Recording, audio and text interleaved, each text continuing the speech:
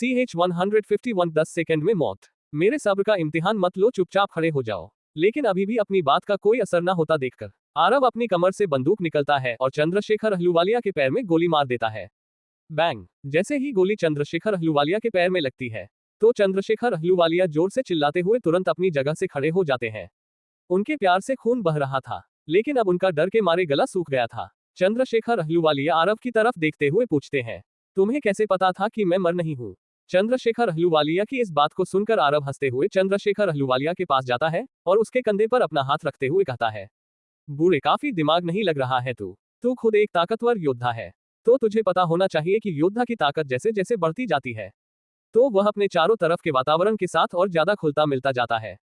भले ही तूने अपनी सांस रोककर अपनी धड़कनों को काफी धीमा कर दिया था, लेकिन तू एक अग्निमंडल के योद्धा के कानों को थोड़ा कच्चा नहीं समझ रहा है। मैं तेरी नसों में धीमे धीमे चलते हुए खून के भाव को सुन पा रहा था, जिससे मुझे पहले ही पता चल चुका था कि तू सिर्फ करने का नाटक कर रहा है। बूढ़े, चुपचाप बता दे, तेरा साथ किसने दिया था जो तूने मेरे परिवार को पर हमला करने की कोशिश की? आरव की बात सुन चंद्रशेखर अहलूवालिया की आंखें फटी की फटी रह गई थी, और जब उसने सुना कि आरव एक अग्निमंडल का योद्धा है तो उसके पैरों के ताले से जमीन खिसक गई थी। चंद्रशेखर अहलूवालिया को पता था कि अग्निमंडल का योद्धा होना कितना खतरनाक होता है। वह ये जानना भी नहीं चाहता था कि डेविल के पास कितनी ज्यादा ताकत और शक्तियां होगी, क्योंकि वह खुद एक पृथ्वी मंडल के टॉप का योद्धा था। एक समय में चंद्रशेखर अहलूवालिया का पृथ्वी मंडल के योद्धाओं में सबसे ऊंचा स्थान था। उनकी ताकत की वजह से ही भले ही अहलूवालिया खानदान ने बिजनेस में ज्यादा पैर नहीं घुसेड़ रखे थे, फिर भी कोई भी उन्हें परेशान नहीं करता था। उन सभी को पता था कि अहलूवालिया खानदान के राजा चंद्रशेखर अहलूवालिया कितने ज्यादा ताकतवर है। एक समय में ताकत की दुनिया में उनका नाम चलता था, लेकिन वह आज तक भी पृथ्वी मंडल से ऊपर के मंडल जल मंडल में प्रवेश नहीं कर पाए थे। उन्हें पता था कि इन मंडलों को पार करना कितना मुश्किल है, और उनके सामने खड़ा यह नौजवान शख्स इस समय अग्निमंडल का योद्धा था। उस नौजवान लड़के की ताकत का हिसाब लगाना उनके बस की बात नहीं था। उन्होंने अब तक यही सोचा था कि दिल्ली का अंडरवर्ल्ड किंग डेविल चक्रीय मंडल या फिर पृथ्वी मंडल का एक योद्धा होगा। उन्हें इतना पता था कि पृथ्वी मंडल के ऊपर के मंडल वाले व्यक्ति को मास्टर कहकर संबोधित करते थे। जलमंडल से लेकर आकाश मंडल के योद्धा मास्टर होते थे, और अग्निमंडल के योद्धा ग्रैंड मास्टर की उपाधि रखते थे। इसलिए चंद्रशेखर अहलूवालिया तुरंत आरव के सामने अपना सिर झुकाते हुए कहते हैं, ग्रैंड मास्टर डेविल, मुझे क्षमा करें। मैं अपनी ताकत पर कुछ ज्यादा ही घमंड कर रहा था, लेकिन जैसा आप सोच रहे हैं वैसा बिल्कुल भी नहीं है। मैंने कभी भी सिंह खानदान के ऊपर हमला करने के बारे में नहीं सोचा, बल्कि उस समय हमें किसी के द्वारा धमकाया गया था। मुझे पता है आपको मेरी बातों पर विश्वास नहीं होगा, और अगर आप मुझे मारना चाहते हैं तो मार दे, लेकिन मरने से पहले मैं आपको कुछ बताना चाहता हूँ। चंद्रशेखर अहलूवालिया की बात सुनने के बाद आरव उसकी आंखों में घूर कर देखता है। आरव उसकी आंखों में देखकर ही समझ गया था कि चंद्रशेखर अहलूवालिया को इस समय काफी ज्यादा पछतावा हो रहा है, और वह इस समय उससे सच कह रहा है। आरव को इतना तो पता था कि अहलूवालिया खानदान उस समय किसी से बहुत ज्यादा डर चुका था, इसीलिए उसने सिंह खानदान के खिलाफ जाने के बारे में सोचा। और आरव भी कहीं ना कहीं समझ गया था कि यह मामला जितना वह सोच रहा है उतना सिंपल नहीं है। वह चंद्रशेखर अहलूवालिया की बात सुनना चाहता था, लेकिन इस समय उसे आहूजा खानदान पर थोड़ा गुस्सा आ रहा था। इसलिए वह चंद्रशेखर अहलूवालिया को तो कुछ नहीं कहता, बस आहूजा खानदान के राजा भूपेंद्र आहूजा के पास जाता है और उनके गल पर एक जोरदार थप्पड़ जड़ देता है। स्लैप! आरव ने वह थप्पड़ इतनी तेज मारा था कि भूपेंद्र आहूजा का चेहरा सूजकर लाल हो गया था, और उनके मुंह के कोने से खून भी निकलने लग गया था। भूपेंद्र आहूजा को अपने गाल पर बहुत ज्यादा दर्द हो रहा था। उन्हें इस समय ऐसा लग रहा था जैसे किसी ने गरम गरम सरिये से उनके मुंह पर मारा हो। वही अपने दादाजी को थप्पड़ खाता देखकर कुशल आहूजा को काफी ज्यादा गुस्सा आता है। कुशल आहूजा गुस्से में आरव के पास जाता है और उसका कॉलर पकड़ते हुए गुस्से में चिल्लाते हुए कहता है, आखिर तुम्हारी हिम्मत कैसे हुई मेरे दादाजी को थप्पड़ मारने की? तुम सिर्फ एक गली के गुंडे हो, तुम सिर्फ लोगों को धमकाना जानते हो, लेकिन तुमने आहूजा खानदान को ऑफेंड करके बहुत बड़ी गलती करती है। मैं तुम्हारी जान ले लूंगा। इतना कहने के तुरंत बाद कुशल आहूजा आरव को थप्पड़ मारने के लिए अपना हाथ उठाता है। अपने गिरेबान को किसी के द्वारा पकड़े जाने की वजह से आरव की आंखें गुस्से में लाल हो गई थी। वह तुरंत कुशल आहूजा के द्वारा मारे गए थप्पड़ को हवा में ही पकड़ लेता है। आरव ने कुशल के हाथ को कलाई से पकड़ा था। आरव बिना देर किए कुशल आहूजा की कलाई की हड्डी को घुमा देता है। क्रैक! अचानक से वहां पर मौजूद सभी लोगों को हड्डियों के टूटने की आवाज साफ सुनाई देती है। अगले ही पल जो कुशल आहूजा अपने आप को थोड़ी देर पहले ही हीरो समझ रहा था, वह जोर जोर से चिल्ला रहा था। दर्द की वजह से उसकी आंखों से आंसू भी निकल गए थे। इस समय वह कोई पावरफुल खानदान का लड़का नहीं, बल्कि रोता हुआ एक बच्चा दिखाई दे रहा था। आरव कुशल आहूजा को घूरते हुए कहता है, तेरी इतनी हिम्मत, तुम मेरा गिरेबान पकड़ेगा? तू भले ही उम्र में बड़ा हो, लेकिन अभी भी तो दिमाग से बच्चा है। जब तू स्कूल में अपने मम्मी पापा से कार के लिए जिद करता था ना, तब मैं सुपारी लेकर लोगों के मर्डर करता था। और मेरे सामने आने से पहले कम ये जानकारी निकलवा लेता कि मैं कौन हूँ। इतना कहने के बाद आरव कुशल आहूजा का गिरेबान पकड़ता है और हवा में उठाते हुए दूर फेंक देता है। ऊपर से नीचे गिरने के तुरंत बाद कुशाल आहूजा के मुंह से खून निकल जाता है। वह जैसे ही अपने पैरों पर खड़ा होता है, आरव तुरंत अपने आदमियों को ऑर्डर देते हुए कहता है, मार दो साले को। आरव के इतना कहने के तुरंत बाद आरव के 20-30 आदमी अपने हाथों में राइफल पकड़े आगे आते हैं और अगले ही पल गोलियों के चलने की आवाज सुनाई देती है। Bang bang bang bang bang bang bang bang bang. वहां पर मौजूद किसी को पता ही नहीं चलता कि एक सेकंड में कितनी बार गोलियां चल चुकी है। जब गोलियों के चलने की आवाज बंद होती है तो सभी देखते हैं कि कुशल आहूजा का पूरा शरीर गोलियों से छलनी हो चुका था। उसके शरीर के हर हिस्से में गोली लगी थी। 10 सेकंड के अंदर एक एक जीते जागते इंसान को आरव के एक ऑर्डर पर जान से मार दिया गया था। यह दृश्य सच में रूह कपा देने वाला था। सभी की हलक सूख चुके थे। इस समय कोई भी जोर से सांस लेने के बारे में भी नहीं सोच रहा था। वे सभी लोग ये देखकर भी हैरान थे कि उन लोगों का निशान कितना सटीक था। एक भी गोली इधर उधर नहीं निकली। अपने पोते के बेजान शरीर को देखकर भूपेंद्र आहूजा जोर जोर से रोने लग जाते हैं। अचानक रोते रोते उनके चारों तरफ तेज हवा चलने लग जाती है। अगले ही पल भूपेंद्र आहूजा एक तेज आवाज के साथ चिल्ला देते हैं, ए उद्धरण चिन्ह। चिल्लाने के तुरंत बाद उनका शरीर भूत की तरह वहां से गायब हो जाता है। अचानक से भूपेंद्र आहूजा के वहां से गायब होने के तुरंत बाद आरव के हाव भाव कठोर हो जाते हैं। उसकी आंखों में एक अलग तरह की ठंडक आ चुकी थी। आरव अपने एक हाथ को उठाकर हवा में कुछ पकड़ने की कोशिश करता है। सभी लोग ये दृश्य देखकर हैरान थे। वह सोच रहे थे क्या दिल्ली का अंडरवर्ल्ड किंग डेविल हवा में खाली हाथ चलाकर हवा को पकड़ने की कोशिश कर रहा है। लेकिन अगले ही पल सभी को एक चिल्लाने की आवाज सुनाई देती है और आरव के हाथ में एक इंसानी शरीर दिखाई देता है। वह इंसानी शरीर हवा में लटक रहा था क्योंकि उस शरीर की गर्दन आरव की पकड़ में थी। वह इंसान बिना पानी के मछली की तरह तड़प रहा था। वह इंसान कोई और नहीं बल्कि भूपेंद्र आहूजा था। आरव भूपेंद्र आहूजा की तरफ देखते हुए अपनी गंभीर आवाज में कहता है, तुम कुछ ज्यादा ही नहीं उछल रहे हो भूपेंद्र आहूजा। पहले तुम्हारा पोता मेरा गिरेबान पकड़ता है, फिर धमकी देता है और इसके बाद मुझ पर हाथ उठाने की कोशिश करता है। लेकिन जब मैंने उससे बदला लिया तो तुम खुद मुझ पर हमला करके मुझे जान से मारना चाहते हो। यह तुम्हारी जिंदगी की सबसे बड़ी भूल है भूपेंद्र आहूजा। इतना कहने के बाद आरव भूपेंद्र आहूजा को किसी कटी पतंग की तरह हवा में उछालते हुए जमीन पर फेंक देता है। जमीन पर गिरने के बाद आरव भूपेंद्र आहूजा के पास जाता है और अपनी कमर के पीछे से बंदूक निकालकर भूपेंद्र आहूजा की नाभि में गोली मार देता है। नाभि में गोली लगने के तुरंत बाद भूपेंद्र आहूजा रूह कपा देने वाली चीख निकालते हैं। गोली लगने के तुरंत बाद उन्होंने आज तक कमाई हुई सभी शक्तियां गवा दी थी, क्योंकि इंसानों की नाभि में एक शक्ति केंद्र होता है जहां पर सभी शक्तियां रहती है। गोली लगने से भूपेंद्र आहूजा का शक्ति केंद्र फट गया था, जिस वजह से उनकी सारी शक्तियां एक ही पल में खत्म हो गई थी। वहां पर मौजूद अहलुवालिया खानदान, आहूजा खानदान और उनके द्वारा बुलाए गए रिश्तेदार और उनके करीबी लोग ये दृश्य देखकर हैरान थे। इस समय उनकी आंखों के सामने आहूजा खानदान के राजा भूपेंद्र आहूजा का जख्मी शरीर पड़ा था। आरव अपनी बंदूक को वापस अपनी कमर के पीछे टांगता है और झुककर भूपेंद्र आहूजा के पास बैठता है। फिर बड़ी ही बेरहमी से भूपेंद्र आहूजा की गर्दन पकड़ते हुए कहता है, तू अपने आप को कुछ ज्यादा बड़ा नहीं समझ रहा है। तेरे पोते के मरने के बाद तुझे कुछ सीखना चाहिए था, लेकिन तू तो किसी बैलगाम घोड़े की तरह मुझ पर हमला कर रहा था। तो ले अब भुगत अंजाम। इतना कहने के बाद आरव भूपेंद्र आहूजा की गर्दन से पकड़ ढीली करता है और चेहरे से पकड़ लेता है। फिर भूपेंद्र आहूजा के शरीर को उठाकर एक बार गोल घुमाता है और पास ही की दीवार पर उसका सिर दे मारता है। अगले ही पर भूपेंद्र आहूजा का सर किसी तरबूज की तरह फुटकर खिल जाता है। वहां पर मौजूद सभी इंसान अपने सामने किसी इंसान की इतनी बेरहमी से मौत होता देखकर डर के मारे कांपने लग गई थी। अभी तक वह कुशल आहूजा की मौत से ही नहीं उभर पाए थे कि आहूजा खानदान के राजा भूपेंद्र आहूजा को भी जान से मार दिया गया था। इस समय आहूजा खानदान के सभी लोग बहुत ज्यादा डरे हुए थे। उन्हें डर था कि भूपेंद्र आहूजा के मरने के बाद उन सब का भी नंबर आने वाला है। क्या भूपेंद्र आहूजा सच में मर गया? क्या आरव सच में आहूजा खानदान के सभी लोगों को मार डालेगा? आखिर चंद्रशेखर अहलुवालिया आरव को क्या सच्चाई बताने वाले हैं? आखिर अब क्या नया मोड़ लेने वाली है? ये रोमांचक कहानी जानने के लिए पढ़ते रहिए the king of hidden empire. CH-152 सच बताया। आरव भूपेंद्र आहूजा की गर्दन से पकड़ ढीली करता है और चेहरे से पकड़ लेता है। फिर भूपेंद्र आहूजा के शरीर को उठाकर एक बार गोल घुमाता है और पास ही की दीवार पर उसका सिर दे मारता है। अगले ही पर भूपेंद्र आहूजा का सर किसी तरबूज की तरह फुटकर खिल जाता है। वहां पर मौजूद सभी इंसान अपने सामने किसी इंसान की इतनी बेरहमी से मौत होता देखकर डर के मारे कांपने लग गई थी। अभी तक वह कुशल आहूजा की मौत से ही नहीं उभर पाए थे कि आहूजा खानदान के राजा भूपेंद्र आहूजा को भी जान से मार दिया गया था।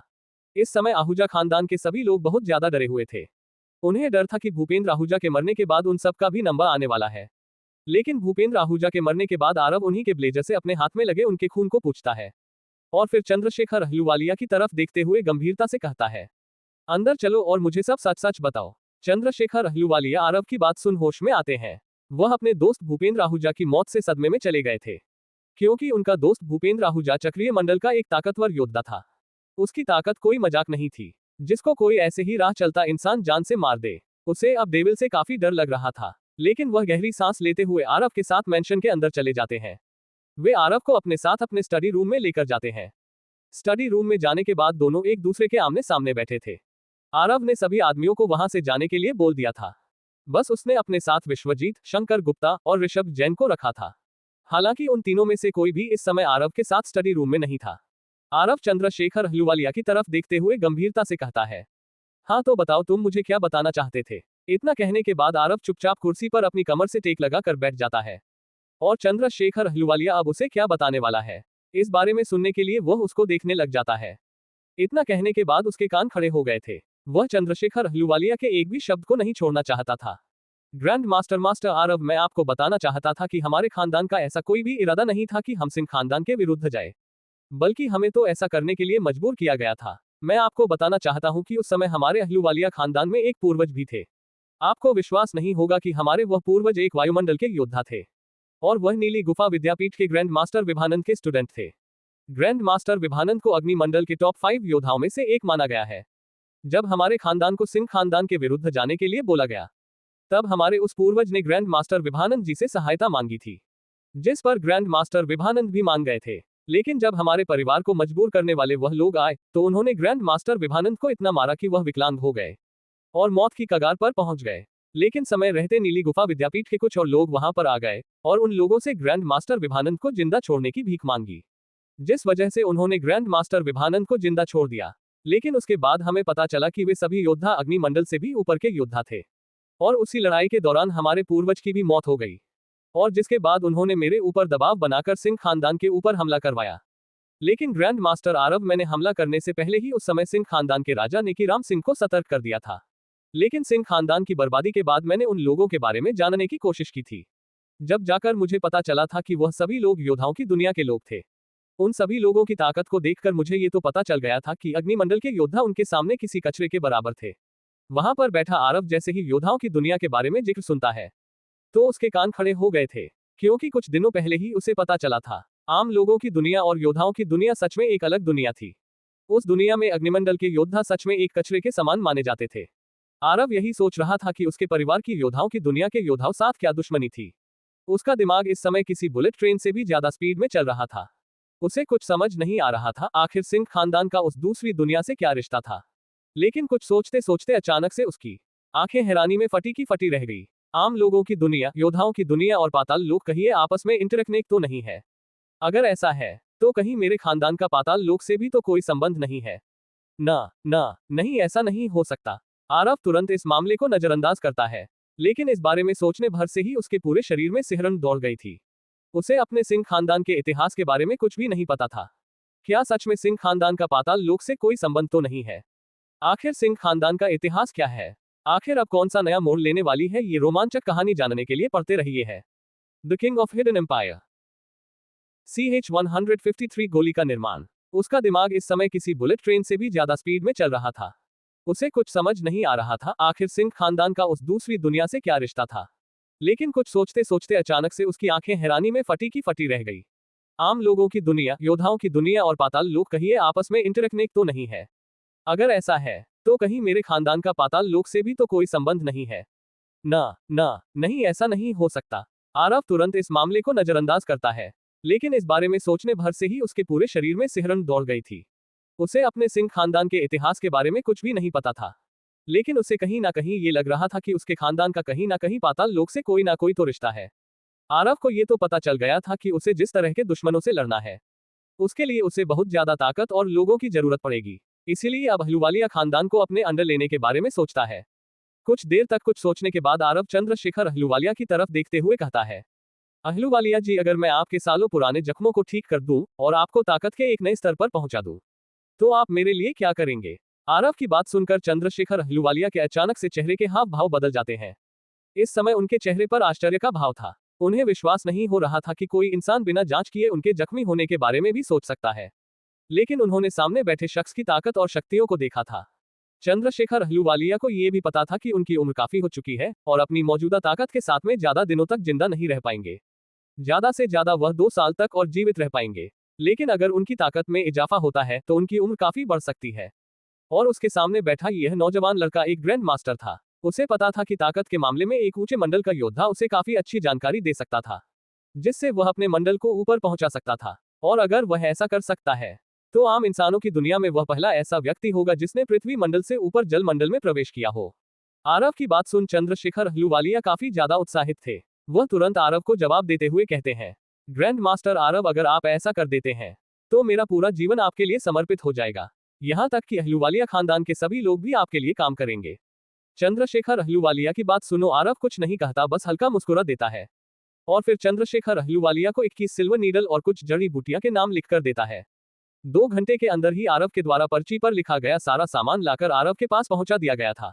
आरव जख्मों को देखकर तुरंत समझ गया था कि चंद्रशेखर अहलूवालिया को ये जख्म एक बहुत बड़ी लड़ाई में लगे होंगे, क्योंकि यह जख्म उनके मेरिडियन पर थे, जिस वजह से यह जख्म धीरे धीरे चंद्रशेखर अहलूवालिया की आंतरिक ऊर्जा को अपने अंदर अवशोषित करके गहरे हो रहे थे, जिस वजह से धीरे धीरे करके उनके जीवन ऊर्जा भी समाप्त हो रही थी। आरव ने जिन जड़ी बूटियां को मंगाया था उनकी सहायता से वह चंद्रशेखर अहलूवालिया के शरीर में पृथ्वी और स्वर्ग की आध्यात्मिक शक्तियों को एकत्रित कर सकता था, और उस आध्यात्मिक शक्तियों से ही वह चंद्रशेखर अहलूवालिया के जख्मों को ठीक करने वाला था। आरव को जैसे ही वे सभी जड़ी बूटियां मिलती हैं तो आरव उन सभी जड़ी बूटियां को लेकर एक कमरे में चला जाता है जहां पर उसे कोई भी परेशान नहीं करने वाला था। आरव उन सभी जड़ी बूटियां को देखकर एक गहरी सांस लेता है और फिर एक एक करके उन सभी जड़ी बूटियां को उठाता है और निखारने लग जाता है। आरव उन सभी जड़ी बूटियां को निखारने के लिए अपनी आंतरिक ऊर्जा के एक कण को अन जड़ी बूटियां में डालकर उन्हें अंदर से शुद्ध कर रहा था। आरव के पास इस समय 12 जड़ी बूटियां थी। उनमें से कुछ तो ऐसी थी जिनकी कीमत लाखों में थी, लेकिन अहलूवालिया खानदान काफी अमीर था, इसलिए इन जड़ी बूटियां के लिए लाखों खर्च करना उनके लिए कुछ ज्यादा बड़ी बात नहीं थी। इसके बाद आरव शांतनु की दी हुई स्पेस रिंग के अंदर से एक कढ़ाई नुमा चीज को बाहर निकालता है। फिर जतिन उस कढ़ाई के अंदर अपने आंतरिक ऊर्जा डालकर कढ़ाई के अंदर अग्नि उत्पन्न करता है। इस दृश्य को देखकर ऐसा लग रहा था जैसे ये पुराने जमाने की कोई फैंटेसी फिल्म हो, जिसमें लोग अपनी आंतरिक ऊर्जा से अग्नि उत्पन्न करते हैं। इसके बाद आरव उन सभी जड़ी बूटियां को एक एक करके उस अग्नि में तपाने लग जाता है। जब कढ़ाई के अंदर सभी जड़ी बूटियां चली जाती हैं तो आरव अपनी आंतरिक ऊर्जा को और ज्यादा करके कढ़ाई में अग्नि को और ज्यादा प्रबल कर देता है, जिस वजह से कढ़ाई के अंदर सफेद रंग का कोहरा जमने लग जाता है। उस कोहरे के अंदर से मंत्र मुग्ध कर देने वाली खुशबू बाहर निकल रही थी। आरव कढ़ाई के अंदर पहली बार गोली बना रहा था, जिस वजह से कढ़ाई के अंदर अब सफेद कोहरे की वजह से आरव कढ़ाई के अंदर के दृश्य को नहीं देख सकता था, इसलिए उसकी सांस थोड़ी तेज चलने लग गई थी। लेकिन आरव एक गहरी सांस लेते हुए अपनी सांसों को कंट्रोल करता है। अगले ही पल उसकी आंखें सफेद और काले रंग की हो जाती हैं। उसकी आंखें किसी सांप के जैसी हो गई थी। अब वह कढ़ाई के अंदर के दृश्य को देख सकता था। अगले ही पल आरव देखता है कि कढ़ाई के अंदर सभी जड़ी बूटियां पिघलकर एक गहरे हरे रंग के तरल का निर्माण कर रही है। हालांकि वह गहरे हरे रंग का तरल हल्का चमकदार था। आरव अब अपने पास मौजूद एक सफेद रंग के पाउडर को उठाकर कढ़ाई के अंदर डाल देता है। क्या आरव चंद्रशेखर अहलूवालिया के जख्मों को ठीक कर पाएगा? क्या आरव चंद्रशेखर अहलूवालिया को अगले मंडल में भी पहुंचा देगा? आखिर अब कौन सा मोड़ लेने वाली है, ये दिलचस्प कहानी जानने के लिए पढ़ते रहिए the king of hidden empire. CH-154 इलायची नहीं डाली। आरव देखता है कि कढ़ाई के अंदर सभी जड़ी बूटियां पिघलकर एक गहरे हरे रंग के तरल का निर्माण कर रही है। हालांकि वह गहरे हरे रंग का तरल हल्का चमकदार था। आरव अब अपने पास मौजूद एक सफेद रंग के पाउडर को उठाकर कढ़ाई के अंदर डाल देता है। फिर आरव अपनी आंतरिक ऊर्जा की मदद से उस सफेद पाउडर के अंदर गहरे हरे रंग के तरल को इकट्ठा करने लग जाता है। जब वह पूरा तरल उस सफेद पाउडर के अंदर इकट्ठा हो जाता है तो उस सफेद पाउडर का रंग बदलकर गहरे हरे रंग का हो जाता है, जो हल्का हल्का चमक रहा था।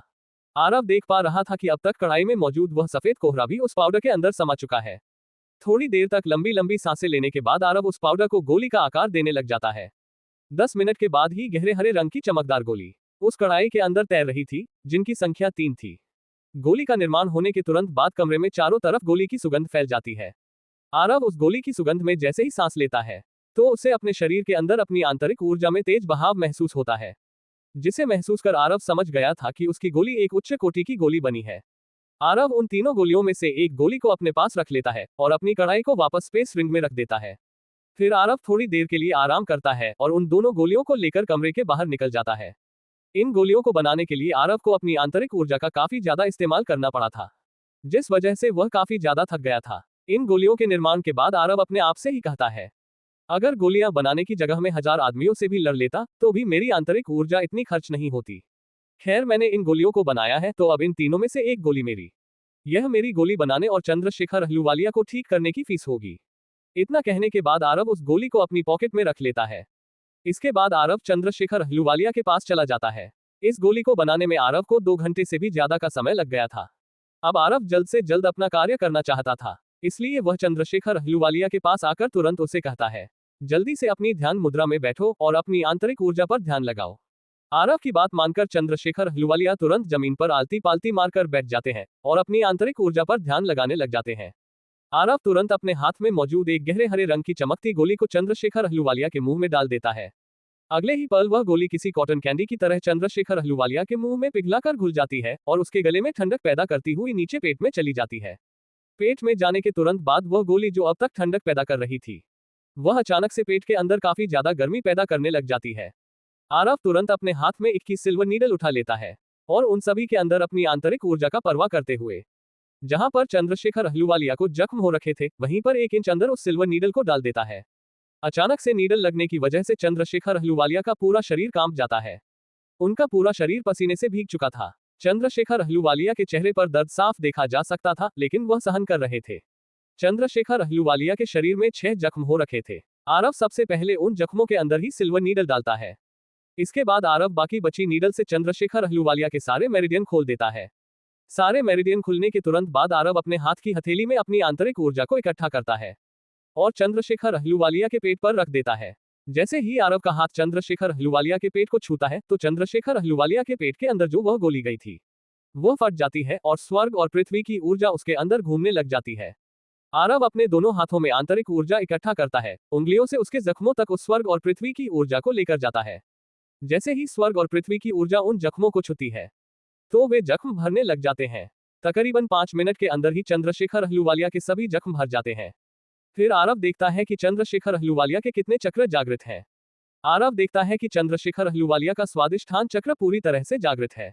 आरव चंद्रशेखर अहलूवालिया के पृथ्वी मंडल की बेड़ियों को तोड़कर जल मंडल में प्रवेश करवा देता है और फिर अपनी शक्तियों से चंद्रशेखर अहलूवालिया के मणिपुर चक्र को जागृत करने की पोजीशन पर छोड़कर हट जाता है। चंद्रशेखर अहलूवालिया को जैसे ही ये लगता है कि वह मणिपुर चक्र को जागृत कर सकते हैं, तो वह मणिपुर चक्र को जागृत करने के लिए ध्यान में बैठ जाते हैं। आरव का काम हो चुका था। हालांकि आरव ने चंद्रशेखर अहलूवालिया के शरीर में जो नीडल डाली थी, उन्हें अभी तक बाहर नहीं निकला था, क्योंकि उनकी सहायता से चंद्रशेखर अहलूवालिया अपनी ताकत को बढ़ा पाएंगे। अपना काम करने के बाद आरव पास में रखी एक कुर्सी पर जाकर बैठ जाता है और अपने बगल में रखी टेबल के ऊपर से केतली उठाता है और एक कप में कड़क मसालेदार चाय डालता है। और फिर आरव जैसे ही चाय की एक घुट पीता है, तो अपने बगल में खड़े नौकर की तरफ देखते हुए कहता है, इलायची नहीं डाली ना। आरव की बात सुन वह नौकर अजीब तरह से आरव को देखता है और अपने मन में अपने आप से कहता है, क्या एक घुट पीने के बाद ही इसे समझ में आ गया मैंने चाय में क्या क्या डाला है। वही 1 घंटे के अंदर ही आरव केतली में मौजूद सारी चाय को पी जाता है।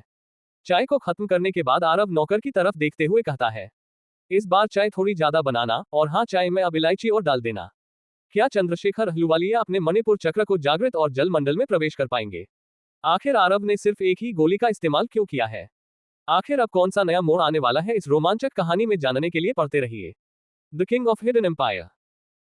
CH 155 खराब समय।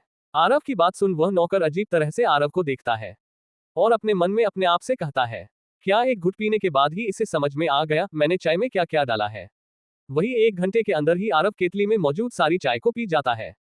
चाय को खत्म करने के बाद आरव नौकर की तरफ देखते हुए कहता है, इस बार चाय थोड़ी ज्यादा बनाना, और हाँ, चाय में अब इलायची भी डाल देना। आरव की बात सुन बहनों कर रबगाजी तरह से देखा हजार को बोलने के लिए अपना मुंह घुमाता है, लेकिन वह आरव से कुछ नहीं कहता और वहां से निकल जाता है। थोड़ी ही देर में वह नौकर एक केतली में चाय लेकर आता है। वह जैसे ही चाय लेकर आता है, तो आरव गहरी सांस लेते हुए कहता है, लगता है किसी प्रोफेशनल कुक ने चाय बनाई है। इतना कहने के बाद आरव केतली से कप में चाय डालता है और पीने लग जाता है। आरव को वहां बैठे बैठे 3 घंटे हो गए थे और इन 3 घंटे में उसने 3-4 केतली चाय पी डाली थी। आरव को इस तरह से चाय पीता देखकर वह नौकर बड़ी ही धीमी आवाज में कहता है, चाय का टैंकर। हालांकि भले ही उस नौकर ने यह बात बहुत धीमी आवाज में कही थी, लेकिन आरव को यह बात सुन गई थी और वह सुनकर उस नौकर की तरफ देखते हुए मुस्कुरा देता है। उसकी मुस्कुराहट देख ऐसा लग रहा था जैसे वह उस नौकर को कहना चाहता हो, हाँ भाई हूं मैं चाय का टैंकर, अब बोल तू क्या करेगा। आरव जब उस नौकरी की तरफ देखते हुए मुस्कुरा रहा था, अचानक से जमीन पर कुछ गिरने की आवाज सुनाई देती है। उस आवाज को सुन ऐसा लग रहा था जैसे कोई बहुत ही पतली चीज जमीन पर गिरी हो। आरव को पता था कि यह उसकी सिल्वर नीडल है। उसके तुरंत बाद एक एक करके सभी सिल्वर नीडल चंद्रशेखर अहलूवालिया के शरीर से नीचे गिरने लग जाती है। आरव कुर्सी पर बैठा बैठा ही अपना हाथ आगे करता है। अगले ही पल वे सभी सिल्वर नीडल उड़ते हुए उसके हाथ में आ जाती है। यह दृश्य देखकर उस नौकर की आंखें हैरानी में फटी की फटी रह गई थी। उस नौकर को बिल्कुल भी नहीं पता था कि उसके बगल में बैठा ये लड़का आखिर है कौन। वहीं कुछ ही देर में चंद्रशेखर अहलूवालिया के शरीर में ऊर्जा का एक विस्फोट होता है, जिस वजह से उनके शरीर के चारों तरफ बहती हुई हवा में लहरें बनने लग जाती हैं। थोड़ी ही देर बाद चंद्रशेखर अहलूवालिया जैसे ही अपनी आंखें खोलते हैं तो उनकी आंखों में एक अलग तरह की चमक नजर आ रही थी। उनका शरीर पहले से अब थोड़ा ज्यादा मजबूत दिखाई दे रहा था। चंद्रशेखर अहलूवालिया जलमंडल में प्रवेश कर चुके थे। चंद्रशेखर अहलूवालिया अपने शरीर में बढ़ती हुई ताकत को महसूस कर काफी ज्यादा हैरान थे। हालांकि उन्हें पता था कि जलमंडल में प्रवेश करने के बाद इंसान प्रकृति से जुड़ने लग जाता है। इस समय वह ऐसा महसूस कर रहे थे जैसे एक ही मुक्के में किसी बड़े पहाड़ को भी तोड़ देंगे। जलमंडल में प्रवेश करने के बाद खुद अपने आप को इतना ज्यादा ताकतवर महसूस कर रहे थे। तभी उनकी नजर आरव पर पड़ती है, जो आराम से बैठा चाय पी रहा था। वह समझ गए थे कि जलमंडल में प्रवेश करने के बाद वह इतने ज्यादा ताकतवर हो गए हैं। तो अगर सामने वाला व्यक्ति सच में अग्निमंडल का योद्धा है तो वह कितना ज्यादा ताकतवर होगा, इस बात का वह अंदाजा भी नहीं लगा सकते थे। वहीं आरव अपने कप में मौजूद सारी चाय को खत्म करके खड़ा होता है और अपने शरीर को ऐसे मोड़ने लग जाता है जैसे वह अपने शरीर की अंगड़ाई तोड़ रहा हो। लेकिन अचानक से आरव को अपने शरीर में हल्की कमजोरी महसूस होने लगती है। कुछ ही देर में उसकी ताकत घटती घटती ब्रह्ममंडल पर आ जाती है। वह इस बारे में सोच रहा था कि तभी उसे याद आ जाता है कि यह अब उसका थोड़ा बुरा समय चल रहा है। यह अब उसका वह समय था जहां हर नाग वंश के लोगों की ताकत कम हो जाती है। आरव ब्रह्ममंडल से ऊपर पहुंच गया था, इसलिए उसकी ताकत भी बहुत नीचे गिरने वाली थी। इसलिए अब वह तैयार हो जाता है ये देखने के लिए कि उसकी ताकत कितनी नीचे गिरेगी। कुछ देर में आरव की ताकत ब्रह्ममंडल से 5 मंडल नीचे गिरकर जलमंडल में प्रवेश कर जाती है। अचानक से अपनी ताकत के इतने नीचे गिर जाने की वजह से आरव को भी अपने शरीर में कमजोरी महसूस होती है। हालांकि आरव ये देखकर अभी भी थोड़ा खुश था कि उसकी ताकत अभी भी इंसानी मंडलों के हिसाब से देखी जाए तो वायुमंडल की थी, और आम इंसानों की दुनिया में तो बहुत कम ऐसा योद्धा थे जो जलमंडल के थे। अब चंद्रशेखर अहलूवालिया अपनी जगह से खड़े होकर आरव के पास आते हैं और उसके सम्मान में अपना सिर झुकाते हुए कहते हैं, ग्रैंड मास्टर आरव, आपका बहुत बहुत शुक्रिया। आपने इस बूढ़े को एक नया जीवन दिया है। मैं कभी भी आपका ये कर्ज नहीं बोलूंगा।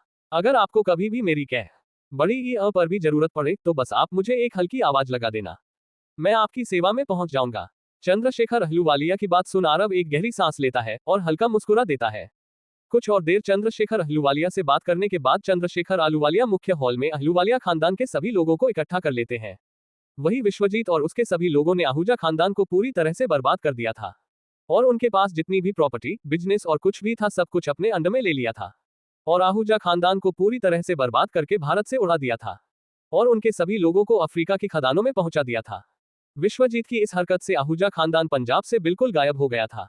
वही जब से यह पता चला था कि डेविल वापस लौट आया है तो सभी स्टेट की गवर्नमेंट हाथ पैर मार रही थी, लेकिन कुछ भी पता नहीं चल रहा था। उन्हें यह तो पता था कि पहले डेविल जब काम करता था तो गवर्नमेंट के दायरे में रहकर करता था, लेकिन जब से डेविल के ऊपर दिल्ली की स्टेट गवर्नमेंट और सेंट्रल गवर्नमेंट ने अलग अलग धारा लगाई तो उसने भी अपने गवर्नमेंट के दायरे को तोड़ दिया और अब वह बेधले से काम कर रहा था, लेकिन कोई भी उसका कुछ नहीं बिगाड़ पा रहा था। हर स्टेट की गवर्नमेंट ने अपनी अपनी सिक्योरिटी टीम को उसकी जासूसी के लिए लगा दिया था।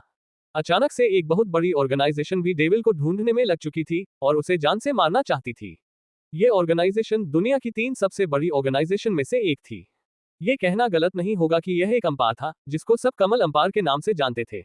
कमल अंपायर डेविल्स इस सिचुएटेड चुका था क्योंकि जब उनका एक खानदान वालिया खानदान खत्म हुआ था तो अहलूवालिया खानदान उसकी पूर्ति कर रहा था, क्योंकि भले ही वालिया खानदान उस अंपायर की लिस्ट में था लेकिन अहलूवालिया खानदान में ही वालिया खानदान का नाम लिस्ट करने के लिए कहा था, क्योंकि अहलूवालिया खानदान ऐसे ही सभी के सामने उजागर नहीं होना चाहता था।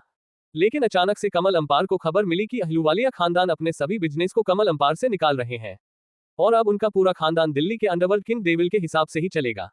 अहलूवालिया खानदान की इस खबर ने पूरे कमल अंपायर को हिला दिया था और अब उन्हें दिल्ली के अंडरवर्ल्ड किंग डेविल के ऊपर बहुत ज्यादा गुस्सा आ चुका था।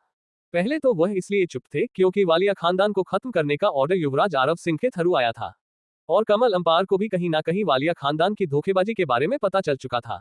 कमल अंपायर में लिस्ट होने का पहला मतलब यही था कि कोई भी खानदान इलीगल काम नहीं करेगा और वालिया खानदान का आधे से ज्यादा पैसा इलीगल कामों से ही आता था और वालिया खानदान कभी कभी अंपायर की खबरों को भी इधर उधर करता था, जिस वजह से वालिया खानदान के खत्म होने से कमल अंपायर को कुछ भी फर्क नहीं पड़ा था। लेकिन अचानक से अहलूवालिया खानदान के अपने कमल अंपार से बाहर होने की खबर को सुनकर कमल अंपार अपने गुस्से पर काबू नहीं कर पाया और उन्होंने डायरेक्टर डेविल की मौत का ऑर्डर निकाल दिया था। और किसी भी इंसान के लिए इन तीनों अंपार में से एक मौत का ऑर्डर निकालना बहुत ही भयानक बात थी। वही तिब्बत में से एक इंसान बर्फ के ढके पहाड़ों से नीचे उतर रहा था।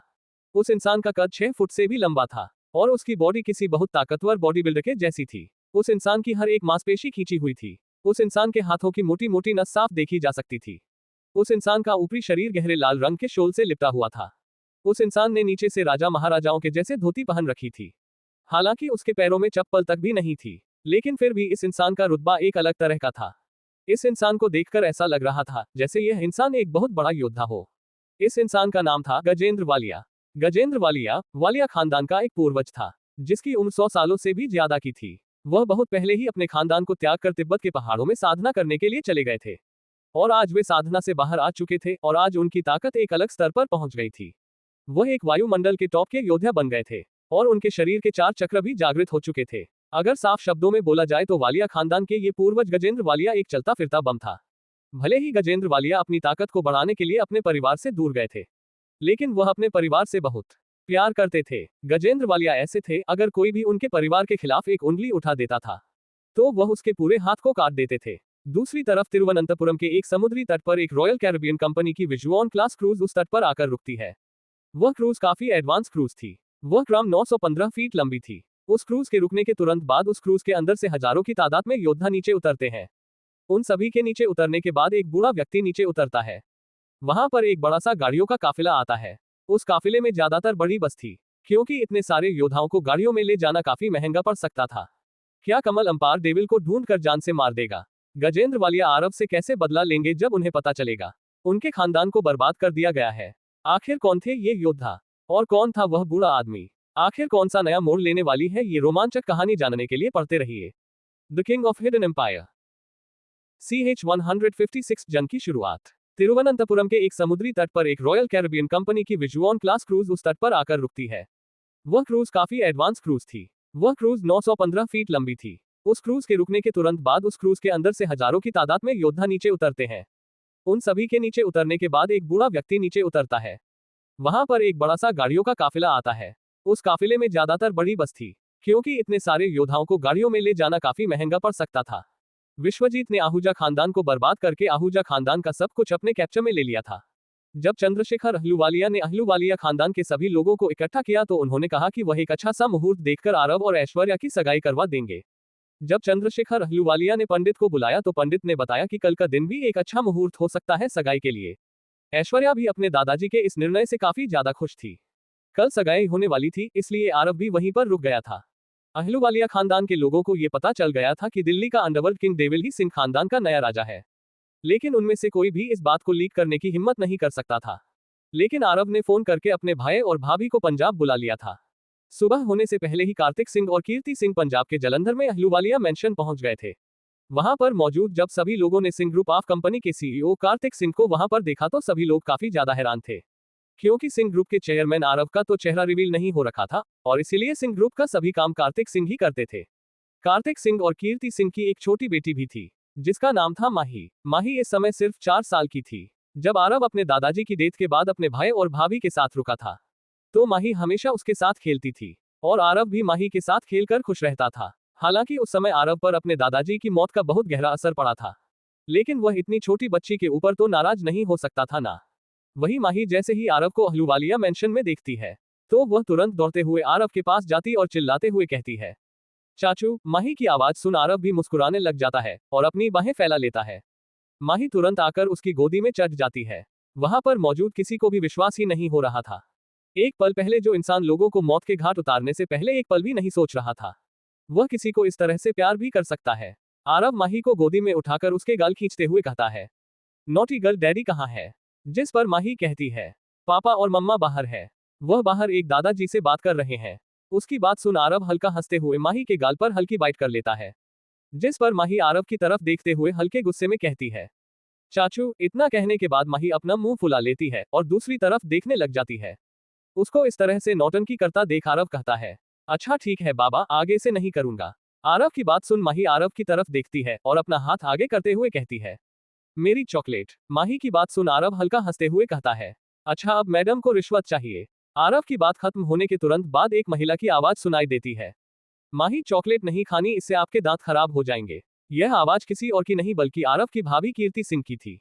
वही अपनी मम्मी की बात सुनने के बाद माही अजीब तरह का मुंह बनाते हुए अपने गर्दन घुमा लेती है और आरव को एक सटन लुक देती है। माही के ऐसे लुक को देखकर आरव की ना चाहते हुए भी उसके मुंह से हल्की हंसी निकल जाती है। लेकिन आरव अपनी हंसी को कंट्रोल करते हुए माही को नीचे उतरता है और अपनी भाभी के पास जाकर उनके पांव छूता है। और फिर माही को देखते हुए अपनी भाभी से पूछता है, भाभी कैसे संभालती हो इस ड्रामा क्वीन को। कीर्ति आरव के सवाल का कुछ जवाब देती उससे पहले ही कार्तिक सिंह की आवाज पीछे से आती है, ड्रामा क्वीन थोड़ी ना, ये तो अपने पापा की परी है। जिस पर कीर्ति तुरंत कहती है, आपने ही इसको सर पर चढ़ा रखा है। अपनी बीवी की इस बात को सुन कार्तिक तुरंत कहता है, हम कौन होते हैं इसे अपने सर पर चढ़ने वाले, वो तो इसके चाचू हैं। हर दिन माही के लिए कुछ ना कुछ भेजते ही रहते हैं और जब हम इन्हें मना करते हैं तो कहते हैं बच्ची है खेल लगी। क्या हो गया, अब बताओ इसमें हमारी क्या गलती। इतना कहने के बाद कार्तिक सिंह आगे आते हैं और आरव के कंधे पर अपना हाथ रख देते हैं। अपने भाई की बात सुन आरव हल्का मुस्कुरा देता है और झुककर उनके भी पांव छूता है। चंद्रशेखर अहलूवालिया भी पीछे से आते हैं और सभी को सोफे पर बैठने का इशारा करते हैं। फिर सभी एक साथ जाकर मुख्य हॉल में सोफे पर बैठ जाते हैं। माही अभी भी आरव की गोदी में बैठी थी और आरव के चेहरे को अजीब अजीब तरह से बनाकर उसे देखकर हंस रही थी। आरव माही को गोद में उठता है और सभी की तरफ देखते हुए कहता है, आप सब बैठकर बातें कीजिए, तब तक मैं और माही घूम कर आते हैं। इतना कहने के बाद आरव माही को वहां से लेकर चला जाता है। कोई भी आरव को वहां से जाने के लिए नहीं रोकता। आरव जैसे ही मेंशन से बाहर निकलता है तो अचानक से उसके रोंगटे खड़े हो गए थे। उसे मेंशन के बाहर का माहौल टेंस लग रहा था। उसे विश्वास हो गया था जरूर कुछ ना कुछ तो गड़बड़ है। उसने ऐसा सोचा ही था कि अगले ही पल उसका फोन बजता है। आरव जैसे ही फोन निकाल कर देखता है तो उसके ऊपर रुद्र का कॉल था। आरव तुरंत फोन उठाकर रुद्र से पूछता है, हाँ रुद्र बोलो क्या हुआ। तभी फोन के दूसरी तरफ से रुद्र की भारी भरकम आवाज सुनाई देती है, नागराजा, सुनने में आया है दिल्ली में एक इंसान आया है जो वालिया खानदान के बारे में इंफॉर्मेशन निकल रहा है। उसके बारे में जब इंफॉर्मेशन निकली तो पता चला कि उस इंसान का नाम गजेंद्र वालिया है। और हमने जब इस इंसान के बारे में ज्यादा कुछ इंफॉर्मेशन निकालने की कोशिश की तो हमें कुछ भी हाथ नहीं लगा। और अचानक से दिल्ली में कई सारे मार्शल आर्ट एक्सपर्ट भी आ रहे हैं। सुनने में आया है ये सभी लोग underworld killer organisation black gold आई के लोग हैं। इंफॉर्मेशन निकालने के बाद पता चला है कि यह सभी लोग सिर्फ आपके लिए आए हैं। रुद्र की बात सुनने के बाद आरव को अब यकीन हो गया था कि अब बहुत कुछ बड़ा होने वाला है। आरव तुरंत रुद्र को ऑर्डर देते हुए कहता है, ठीक है, अभी तुम उन पर नजर रखो और पाल पाल की रिपोर्ट मुझे देता रहो, मैं कुछ करता हूँ। इतना कहने के बाद आरव तुरंत कॉल कट कर देता है और माही को लेकर तुरंत मेंशन के अंदर चला जाता है। इस समय उसके चेहरे पर टेंशन साफ देखी जा सकती थी। आरव मन ही मन इस समय सभी को कोस रहा था। इन सभी को भी अभी आने की जरूरत पड़ी थी जब मेरी ताकत कमजोर हो गई है। अचानक से कार्तिक की नजर आरव पर पड़ती है। जब वह आरव को टेंशन में देखते हैं तो वह समझ गए थे कि जरूर कुछ गड़बड़ है। कार्तिक आरव से पूछता उससे पहले ही आरव माही को अपनी गोदी से नीचे उतार देता है और कार्तिक की तरफ देखते हुए गंभीरता से कहता है, भैया भाभी जल्दी यहाँ से निकलो और हाँ अपने चारों तरफ हाई सिक्योरिटी कर लेना। कार्तिक आरव से कुछ पूछना चाहते थे लेकिन आरव तुरंत उन्हें हाथ दिखाते हुए रोक देता है और चंद्रशेखर अहलूवालिया की तरफ देखते हुए कहता है, अपने सभी एक्सपर्ट को अपने परिवार की सेफ्टी के लिए लगा दो। बहुत बड़ा युद्ध होने वाला है जिसका अंजाम बहुत बुरा भी हो सकता है। आरव की बात सुन चंद्रशेखर अहलूवालिया तुरंत आराम से पूछते हैं, लेकिन मास्टर ऐसा क्या हुआ। जिस पर आरव चंद्रशेखर अहलूवालिया की तरफ देखते हुए गंभीरता से कहता है, ब्लैक गोल्ड आई ऑर्गेनाइजेशन के लोग मुझे मारने के लिए इंडिया आ चुके हैं। अपने आदमियों को जितना जल्दी हो सके उतना जल्दी लक्षद्वीप भेज दो। वहां पर मेरे कुछ सीक्रेट बेस हैं जो तुम्हारे परिवार को सुरक्षित रखेंगे। भैया आप भी लक्षद्वीप के लिए जल्दी निकालो, मैं भी यहाँ का मैटर सॉल्व करके जल्द वहां पहुंचता हूँ।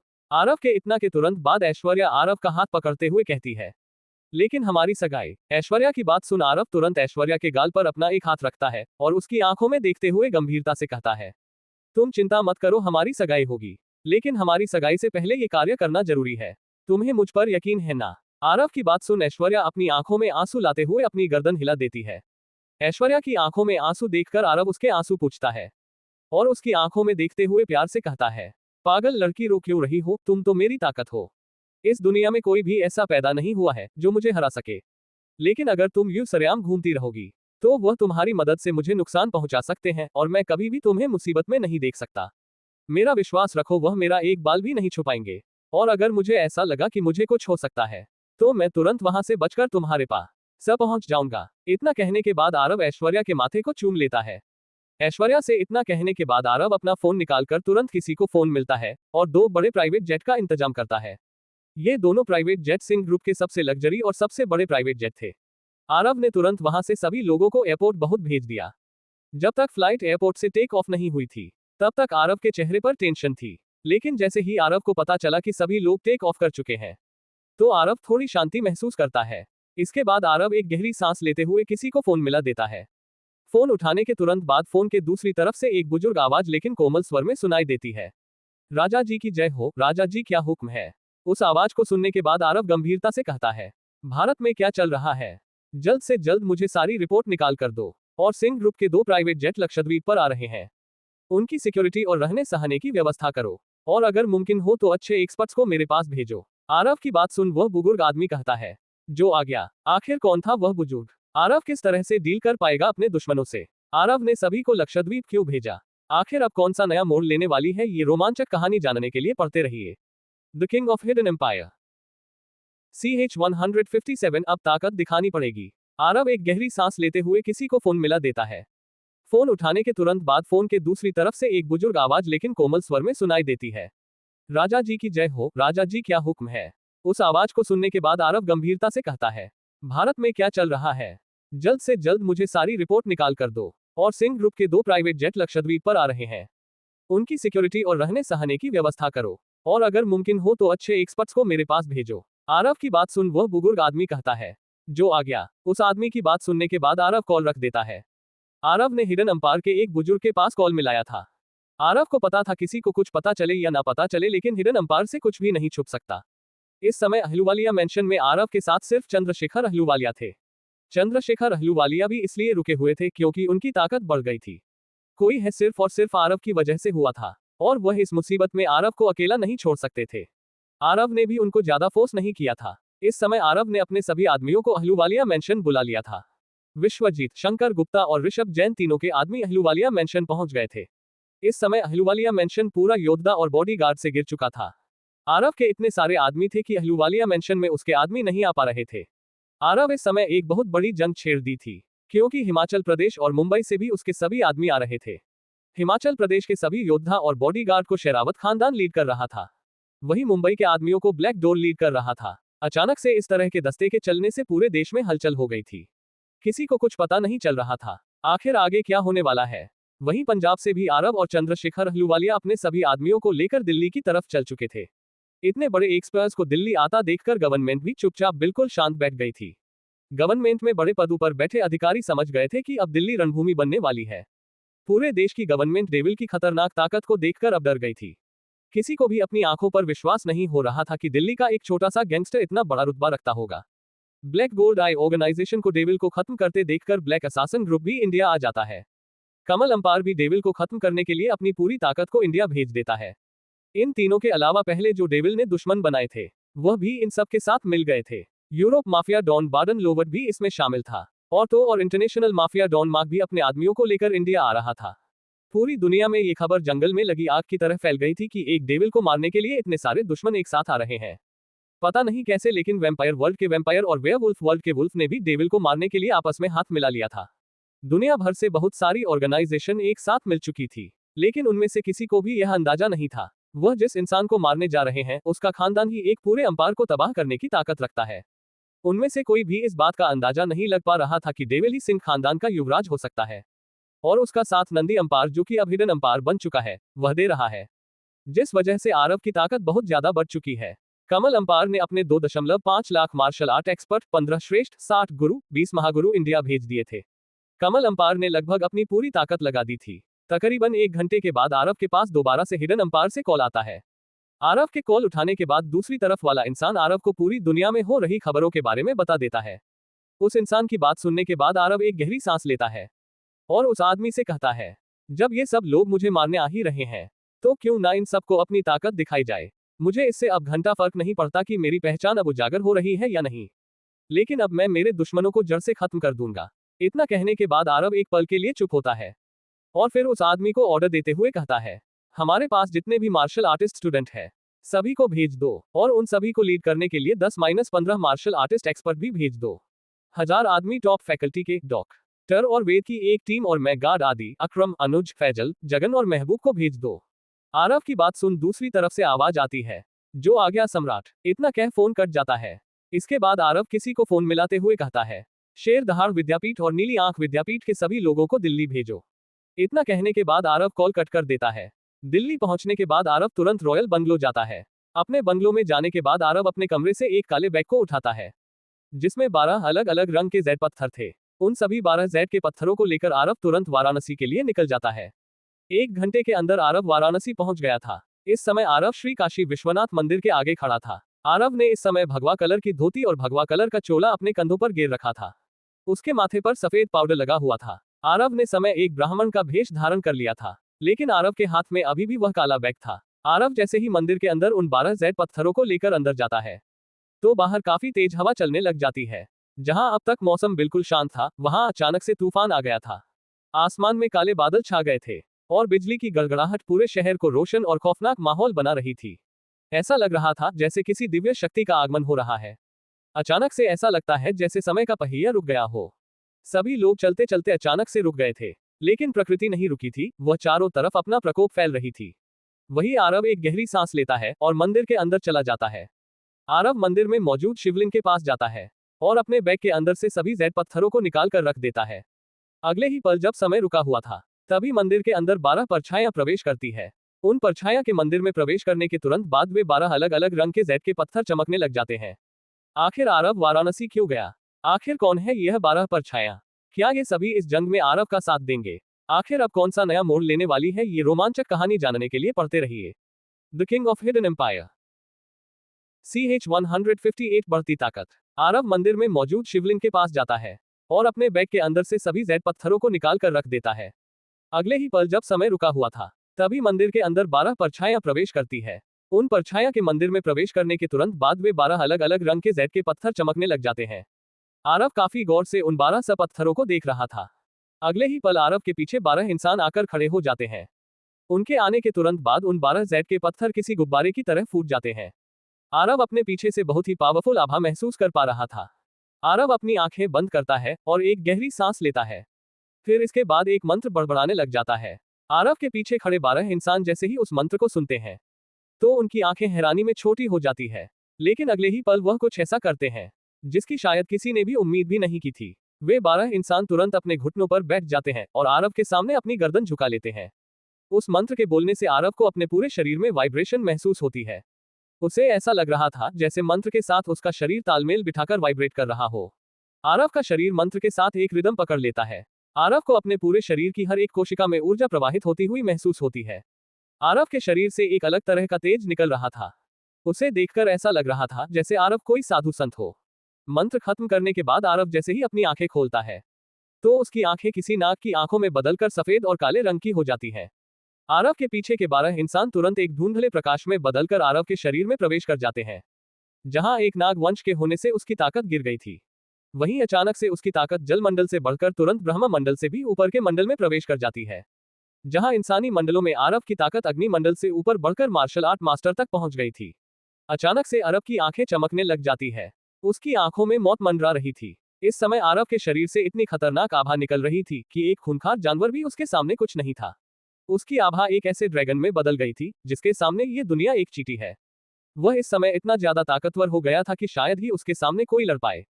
इसके बाद आरव अपने हाथ जोड़ता है और शिवलिंग के सामने अपनी गर्दन झुका लेता है और इसके बाद आरव अपने घुटनों के बल बैठ जाता है।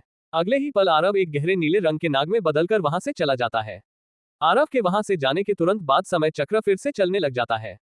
पता नहीं कैसे, लेकिन मंदिर से बाहर निकालने के तुरंत बाद वह गहरे नीले रंग का नाग ऐसे गायब होता है जैसे कोई भूत प्रेत हो। आरव के जाने के बाद प्रकृति का प्रकोप भी शांत हो जाता है। पलक झपकते के साथ 1 हफ्ते का समय बीत जाता है।